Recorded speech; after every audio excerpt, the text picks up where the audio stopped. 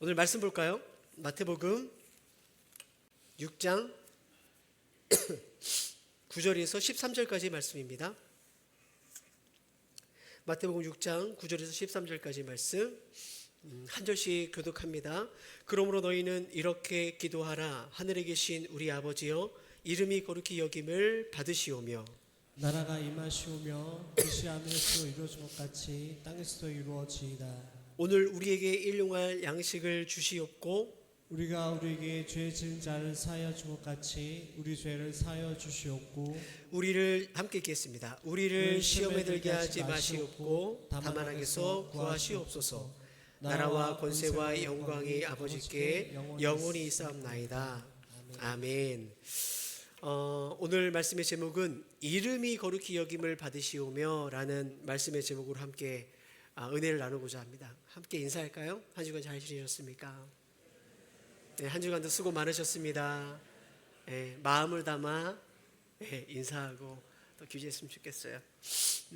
여러분 솔트 라인이 뭔지 아십니까? 솔트 라인 그림 하나만 보여주시면 강물과 바닷물이 만나는 지점을 솔트 라인이라고 합니다. 그래서 이 솔트 라인은 수시로 변해요. 다음 거 하나 더 보여주시면 가뭄으로 물이 좀 줄어들면 이제 바닷물이 강물 쪽으로 많이 밀고 들어와서 강 위쪽에 솔트 라인이 형성이 됩니다. 반대로 비가 좀 와서 비가 많아져서 강물이 많아지면 자연스럽게 이 솔트 라인은 바다 쪽으로 좀 깊이 들어갑니다. 미국 뉴욕 허드슨 강에는 이러한 솔트 라인이 있는데요. 날이 감으로 강물이 약해지면 이 바닷물이 역류해서 이 허드슨 강 쪽으로 아주 깊게 이제 밀려온다고 합니다. 근데 그런 문제가 뭐냐면 이 허드슨 강은 뉴욕 시민의 식수 공급원으로 사용되는데 이제 수온지가 위협을 받게 되는 거죠. 아무래도 뭐 바닷물이 들어오니까 그것이 잘 식수로 사용할 수 없는 거겠죠. 그래서 이 솔트 라인을 또 다른 말로 뭐라고 말하냐면 데드존이라고 말합니다. 데드존, 죽음의 지역 뭐 그런 거 아니겠어요? 이제 그러다가 다시 비가 많아지고 강물이 많아지면 이 바닷물을 밀어내서 수온지가 안전하게 보호된다고 해요. 그래서 지금도 이 허드슨 강의 솔트 라인은 끊임없이 밀고 당기기를 반복한다고 합니다. 그러니까 이제 이 수질을 관리하는 식수를 담당하는 이 공무원이나 이제 이 사람들은 늘 그것이 이제 큰 문제가 되는 거죠. 얼마큼 왔다 갔다 하는가. 사랑하는 성도님들, 우리가 인생을 살아가다 보면 우리에게도 이런 솔트 라인이 있어요. 특별히 우리의 신앙과 믿음의 솔트 라인이 있습니다. 우리가 살아가는 이 세상은 끊임없이 우리에게 돈, 권력, 명예, 쾌락, 성공이라는 이 세속의 가치를 계속해서 믿는 우리들에게 밀어넣습니다. 우리가 보고 듣고 하는 게 다 그런 거 아니겠어요? 그래서 보이지 않지만 우리의 영혼 안에는 이러한 영적인 솔트 라인이 생기는 거예요. 믿음과 두려움의 경계, 사랑과 미움의 경계, 희생과 이기심의 경계, 때로는 소망과 절망의 경계가 계속해서 밀고 당기기를 하는 거죠. 그렇게 본다면 여러분, 우리의 신앙의 싸움은 뭘까? 이 솔트 라인이 우리 안에 깊이 들어오지 하지 못하도록 밀어내는 싸움이다라고 해도 무방할 것입니다. 그러나 여러분, 이게 조금씩 세상의 가치가 밀려 들어와 결국 우리의 마음과 생각 깊은 곳까지 자리 잡고 그곳에 솔트 라인이 형성이 되면, 데드존이 생겨나면 여러분, 우리는 예수를 믿지만 나를 살리고, 내가 예수를 믿지만 가정을 살리고, 또 내가 있는 곳을 새롭게 할 수 있는 능력을 상실하게 되는 거예요.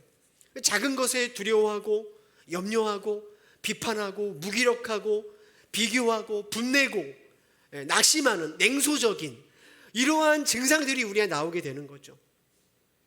여러분의 지금 영적인 솔트 라인은 어디에 형성되고 있나요? 여러분, 성도님들의 마음 가운데는 여전히 주님을 향한 믿음과 하나님 나라에 대한 소망 때문에 여전히 우리의 삶에 문제가 있고 여전히 어려움이 있지만, 여러분 다시 믿음을 붙들고 신앙의 자리에 삶을 지키고 있습니까? 만약에 여러분 그렇지 않다면 안타깝게도 여러분 안에 이미 이 세속에, 이 세상의 솔트 라인이 자리 잡고 있다는 증거가 될 수 있다는 거예요. 그렇다면 여러분, 우리 안에 이 깊게 들어온 이 데드존, 이 솔트 라인을 어떻게 밀어낼 수 있을까요? 어떻게 밀어내죠? 세상의 염려와 걱정과 두려움들을 어떻게 밀어낼 수 있을까요? 예수님께서 요한복음 7장 38절 39절에 이렇게 말씀하셨어요. 읽어볼까요? 시작. 나를 믿는 자는 성경의 이름과 같이 그 배에서 생수의 강이 흘러나오리라 하시니 이는 그를 믿는 자들이 받을 성령을 가리켜 말씀을 하신 것이라. 다른 방법이 없죠. 성령의 은혜가 강같이, 성령의 물이 우리 가운데 강같이 흘러나올 때 우리 안에 깊게 자리 잡힌 이 솔트라인을 밀어내는 은혜의 역사가 일어날 수 있다는 거예요. 그런데 이러한 역사가 누구에게 일어나는가? 나를 믿는 자에게, 그죠? 나를 믿는 자에게, 예수님을 믿는 자에게 성령의 은혜의 강물이 흘러가는 거예요.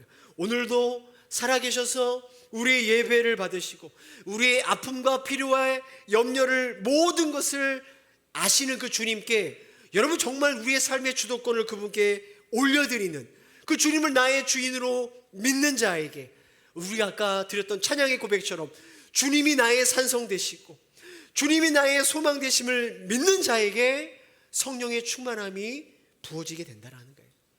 사랑하는 동해교회 성도님들, 저는 성도님들 안에 이 깊게 들어와 있는 이 세상의 물결, 두려움의 물결, 염려의 물결, 이러한 죽음의 솔트라인이 성령의 은혜로 밀려가는 그런 예배가 되기를 주의 이름으로 축복합니다. 믿는 자에게 부어주시는 성령의 은혜가 정말로 예배 가운데 저에게도 여러분에게도 가득가득 넘쳐내기를 다시 한번 간절히 소망합니다. 우리가 지난주에 예수님께서 가르쳐 주시는 이 주기도문을 살펴봤죠. 너희는 이렇게 기도하라. 그래서 예수님께서 뭐라고 말씀하세요? 하늘에 계신 우리 아버지요. 그죠? 하늘에 계신 우리 아버지요. 이 말은 무엇입니까? 너희가 지금 기도하는 분이 누구냐? 너희들의 기도를 듣고 응답하시는 분이 누구냐? 바로 하늘에 계신 우리 아버지라는 것을 기억하면서 기도하라라는 주님의 말씀인 거죠. 우리의 의식을 깨워서 생각을 의도적으로 일으켜서 기억하고 기도하는 거예요. 나의 기도를 들으시는 분이 하늘에 계신 우리 아버지다. 모든 것 위에 계시고 모든 것 가운데 함께 하시는 전능하신 하나님이시라는 것을 우리가 기억하는 거죠. 그 전능하신 하나님을 우리가 뭐라고 불러요? 아버지라 부를 수 있다는 거예요. 아버지라.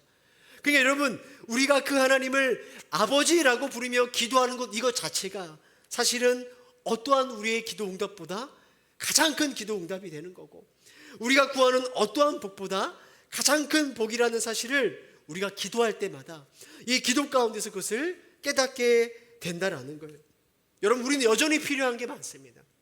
여전히 부족함과 어려움이 있죠. 우리의 두 발은 사실은 이 땅을 살아가는 동안에 늘 문제 가운데 서 있을 거예요. 그게 우리의 현실이죠.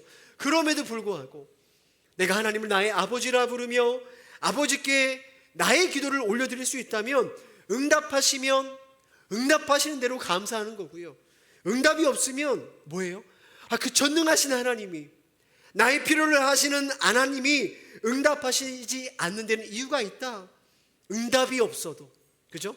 그 하나님을 신뢰하며 살아갈 수 있는 믿음이 우리 가운데 주어지게 되는 거예요.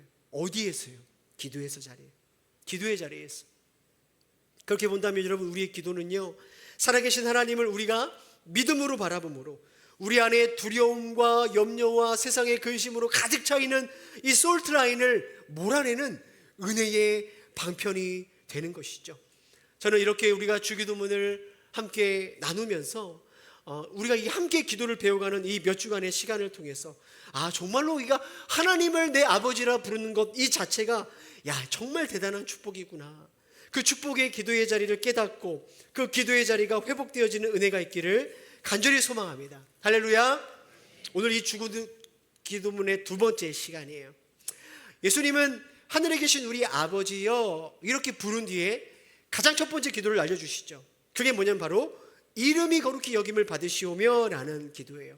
오늘 이름이 거룩히 여김을 받으시오며 라는 그 뜻을 먼저 우리가 살펴보기 전에 주기도문의 좀 구조, 주기도문이 어떻게 구성되어 있는가를 좀 아는 것이 참 우리에게 중요합니다.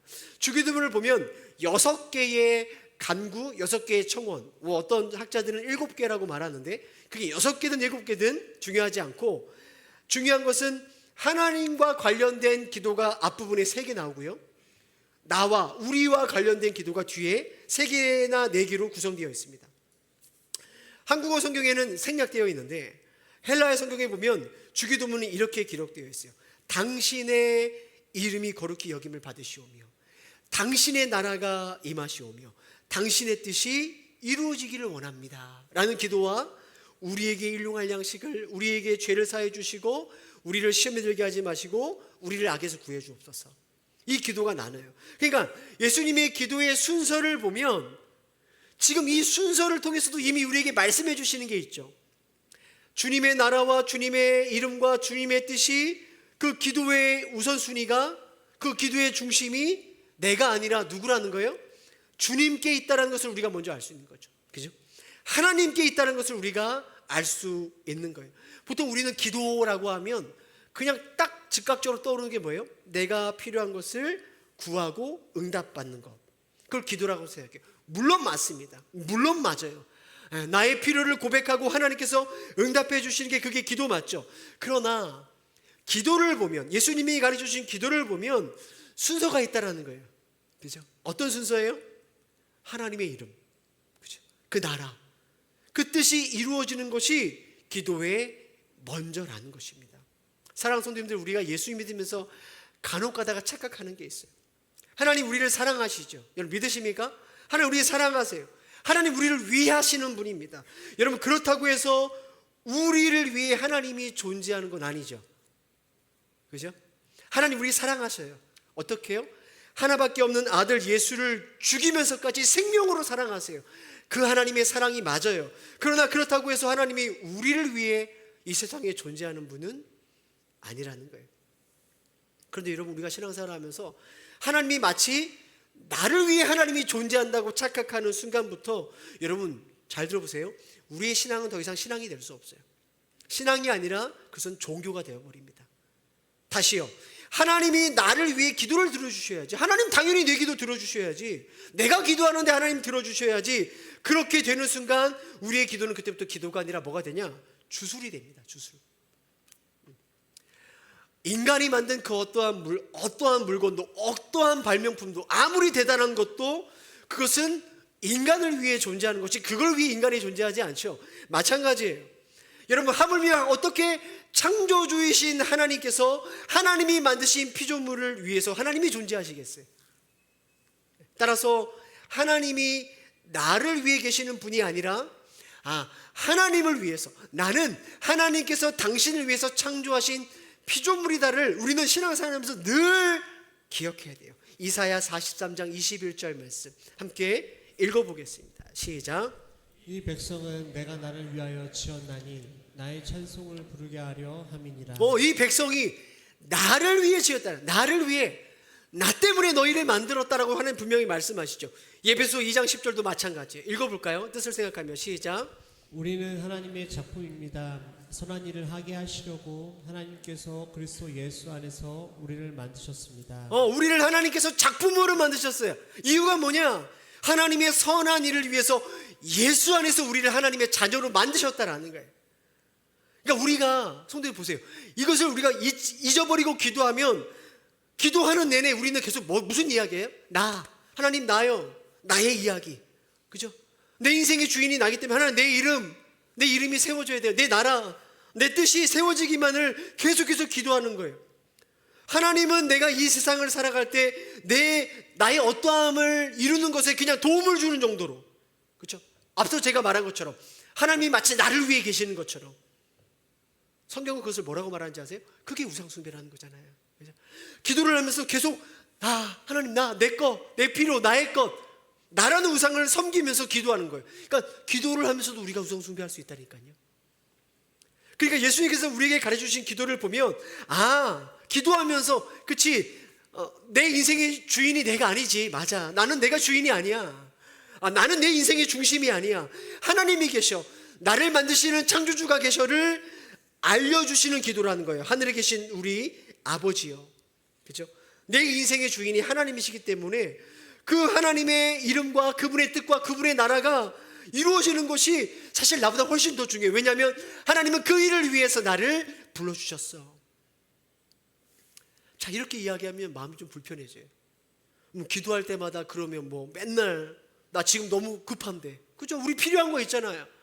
해결돼야 될 문제 있잖아요.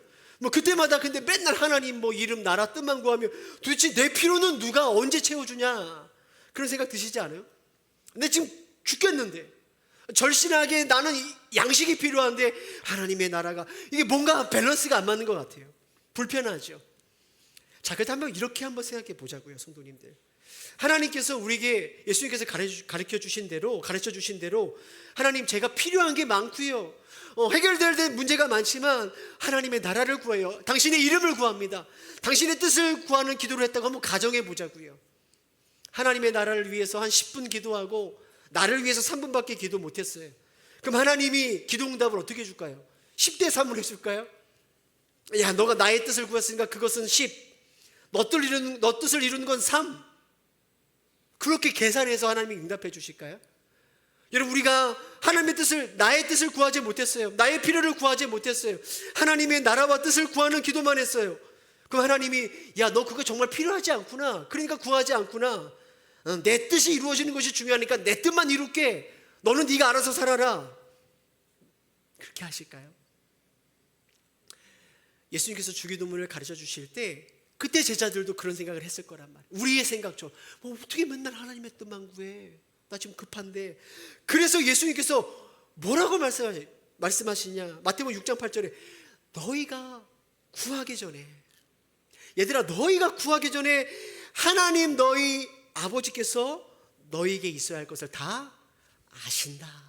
그래서 이미 그것을 말씀하시고 기도를 가르쳐 주시는 거예요.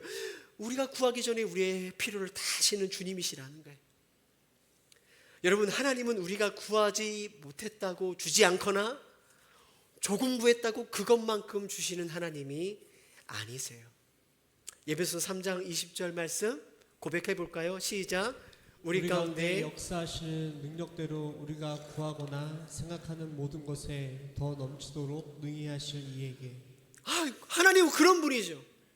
내가 기도하는 것보다, 나는 이게 너무 필요하고, 내가 기도하는 것보다, 내가 생각하는 것보다, 내가 간구하는 것보다 넘치도록 주시는 하나님이 바로 우리의 아버지시라는 거예요. 한번 따라해 볼까요? 하나님은 구하는 것보다 넘치게 해주십니다. 다시 한번 믿음으로, 하나님은 구하지 않는 것도 주십니다.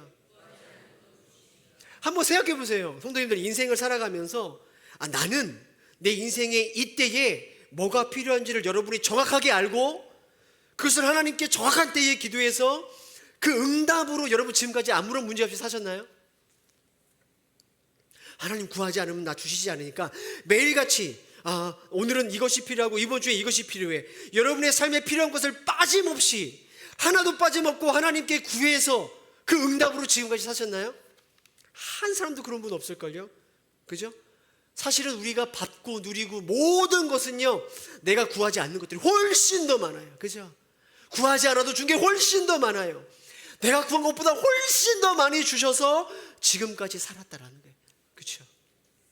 그래서 기도에 관해서 우리가 말씀을 나눌 때 이 말씀이 참 중요해요. 마태복음 6장 33절 같이 읽어볼까요? 시작. 너희는 먼저 그의 나라와 그의 의를 구하라. 그리하면 이 모든 것을 너희에게 더하시리라. 아멘이시죠. 아멘이 나와야 되는 거죠. 너희는 먼저 그의 나라와 그의 의를 구하라. 하나님의 나라와 그의 의를 먼저 구해도 우리가 살아가는데 아무런 문제가 없는 거예요. 왜요? 하나님께서 모든 것을 더하시기 때문에. 그 기도가 하나님이 받으시는 기도이며, 하나님께서 이 모든 것을 우리에게 더하시는 응답받는 기도가 뭐냐? 하나님의 나라와 뜻을 먼저 구하는 기도인 것을 여러분 믿으시길 바랍니다. 그래서 여러분, 주님께서 가르쳐주신 주기도문대로 우리가 하나님의 이름, 그 나라와 뜻을 구할 때마다 우리의 기도는 더 깊어지는 거예요. 우리의 기도는 기도 가운데 주님의 은혜를 경험하게 되는 거예요. 우리의 기도가 응답받는 기도가 되는 거예요. 여러분, 오늘 저와 여러분의 기도가 주구장창 기도할 때마다 나의 이름, 나의 나라, 나의 뜻이 나의 시간표대로 이루어지는 것을 그냥 주구장창 주문처럼 그렇게 외우는, 그죠? 나를 숭배하는 우상 숭배의 기도가 끊어지고, 여러분 하나님의 나라와 뜻을 구함으로 응답받는 능력받는 기도가 되어지기를 주의 이름으로 축복합니다. 그렇다면 이름이 거룩히 여김을 받으시오며라는 기도가 과연 무슨 뜻일까? 마태복음 6장 9절 말씀 읽어볼까요? 시작. 하늘에 계신 우리 아버지여 이름이 거룩히 여김을 받으시오며. 이름이 거룩히 여김을 받다가 뭘까요? 알 것 같으면서도 또 말하라고 하면 애매한, 그죠? 이 뜻을 알려면 이름의 의미가 중요해요. 이름. 저의 이름은 뭐죠? 저의 이름은 김성복입니다. 여러분, 김성복 목사라는 이름을 듣는 순간 여러분은 저에 대한 이미지를 떠올리죠. 그죠? 뭐 저희 외모, 저의 성격, 저에 대한 어떤 막 떠오를 거예요. 제가 한 말, 한 행동. 그러니까 여러분, 우리 각자에게는 이름이 있습니다. 이름. 그 이름은 그러니까 단순히 누군가를 구별하는 호칭이 아니라 그 이름 안에는 누가 들어가 있는 거예요? 내가 들어가 있는 거예요. 그죠? 내 인격, 나의 삶이 그 안에 있어요. 그래서 여러분, 우리는 이름을 소중하게 생각해요. 호랑이는 죽어서 가죽을 남기고 사람은 죽어서 이름. 왜 이름을 남기느냐? 그 이름이 나기 때문에. 그래서 여러분, 모든 사람은 자기를 소중하게 생각해요. 우리가 명예욕이 없다고 하죠. 명예. 근데 사실은 명예욕이 없는 사람이 없어요. 왜냐하면 모든 사람은 그 이름을, 내 이름을 소중하게 생각하기 때문에. 우린 다 명예를 소중하게 생각합니다. 그 인터넷 이렇게 뭐 기사 올라오면 그 댓글 같은 거 달잖아요. 거기 보면 정말 추잡스럽고 막 너무 음란하고 더러운 댓글 쓰는 사람이 되게 많이 있거든요. 자기 실명으로 쓴 사람 봤어요? 없어요.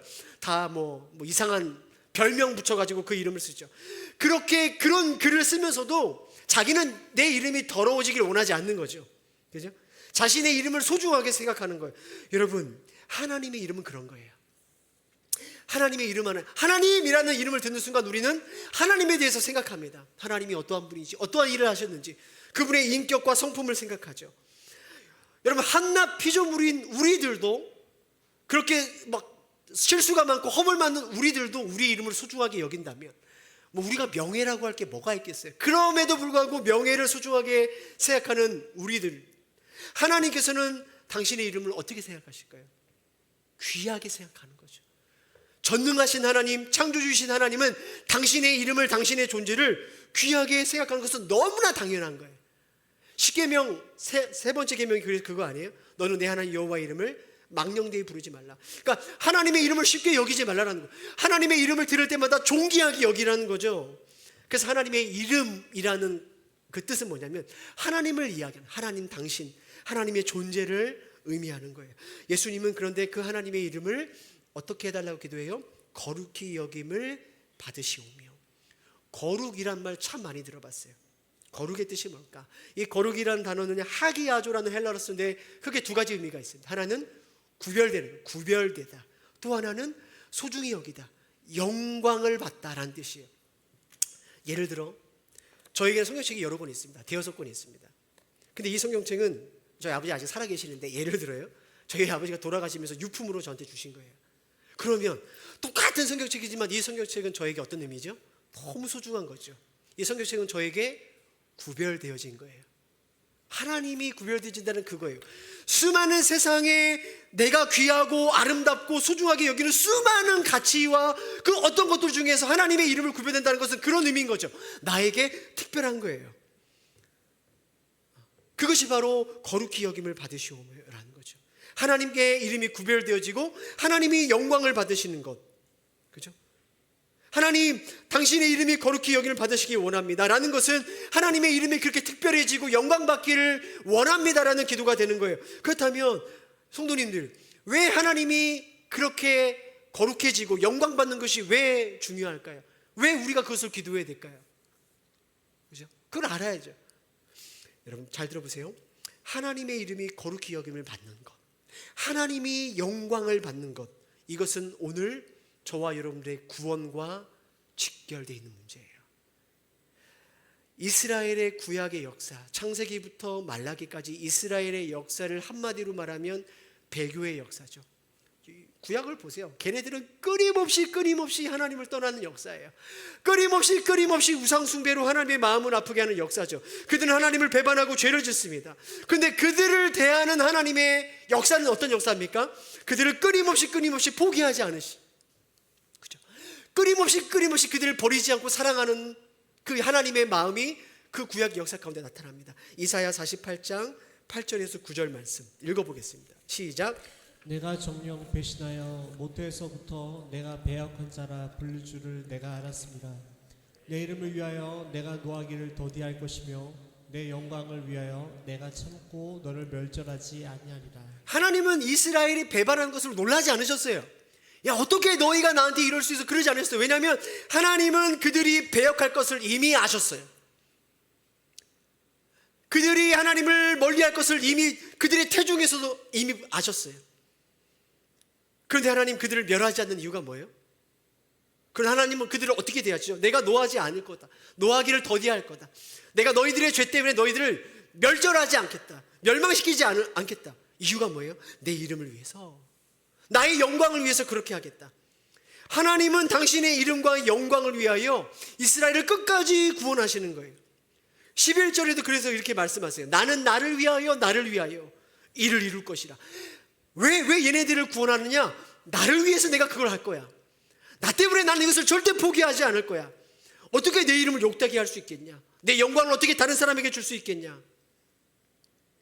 하나님이 당신의 이름을 걸고 이스라엘을 끝까지 지키는 이유가 있어요. 하나님이 구원하시는 이유가 있다는 거예요. 하나님은 이스라엘이 그들의 죄로 인해서 망하고 고통받는 그 일을 보시면서 마치 하나님 자신의 이름이 욕되는 것처럼 생각하시는 거죠. 그들이 고통받는 것을, 그들이 영광을 뺏기는 것을 하나님은 내 이름이 욕되게 여기는 것과 같이 내 영광이 뺏기는 것처럼 하나님은 동일시하신다는 거예요. 그래서 여러분 열왕기상 9장 3절 한번 읽어보겠습니다. 시작. 나는 내가 건축한 이 성전을 거룩하게 구별하여 내 이름을 영원히 그곳에 두며 내 눈길과 내 마음이 항상 거기 있으리니. 그러니까 왜 하나님은 그런 말도 안 되는 걔네들이랑 동일시하는가? 하나님은 당신의 이름과 영광을 그 이스라엘 백성이 두기로 결정하신 거죠. 내 눈과 내 마음을 거기에 두겠다.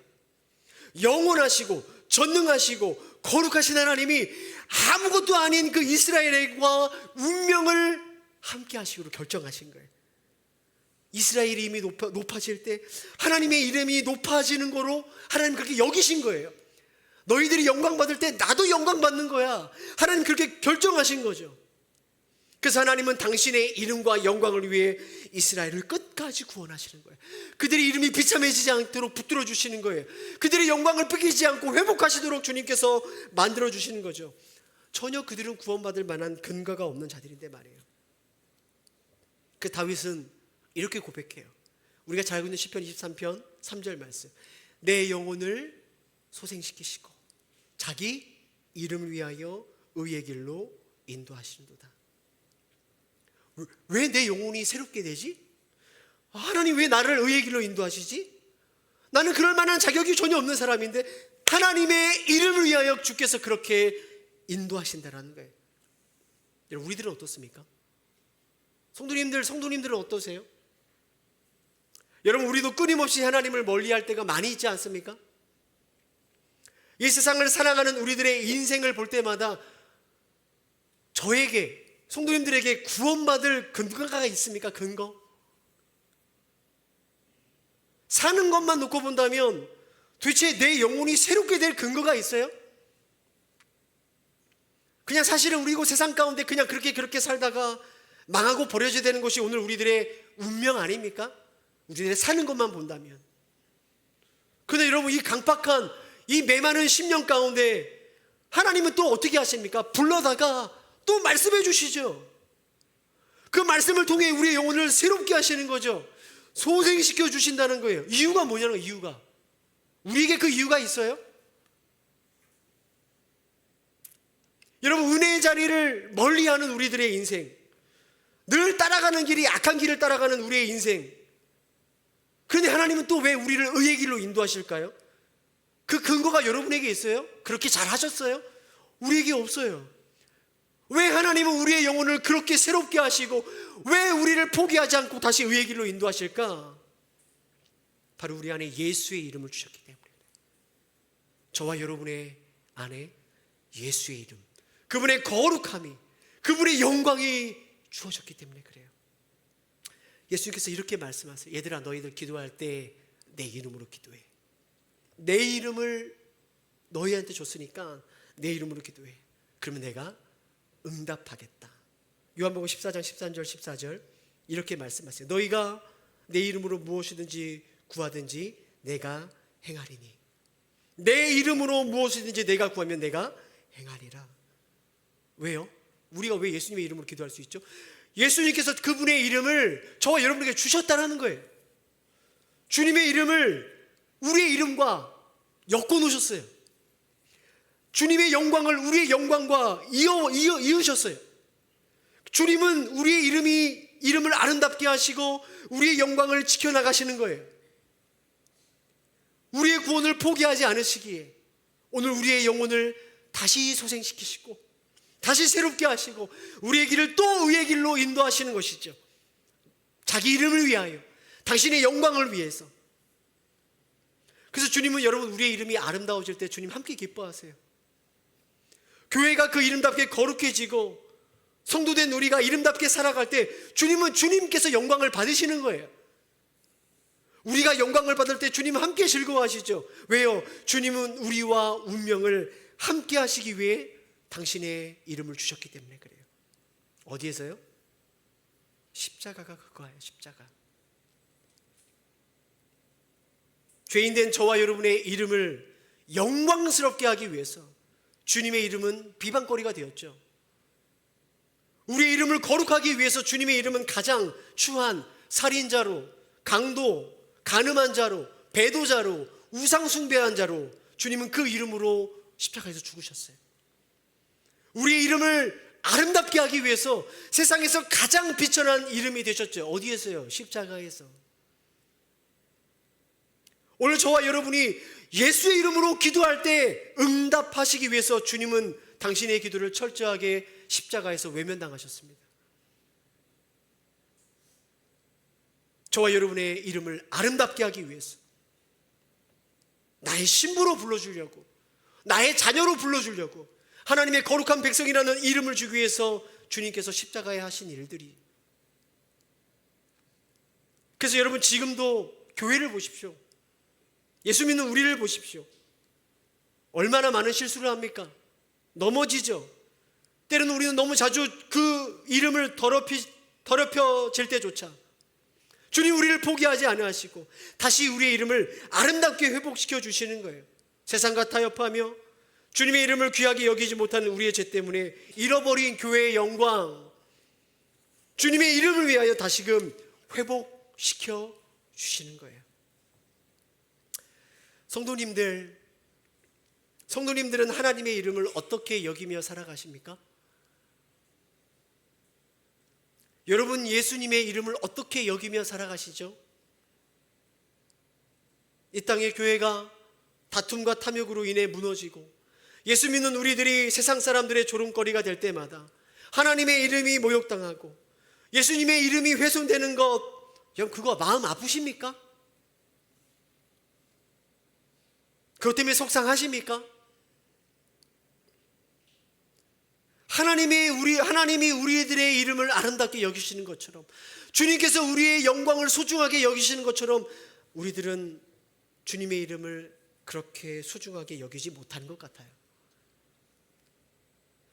하나님의 이름이 거룩히 여김을 받으시옵소서.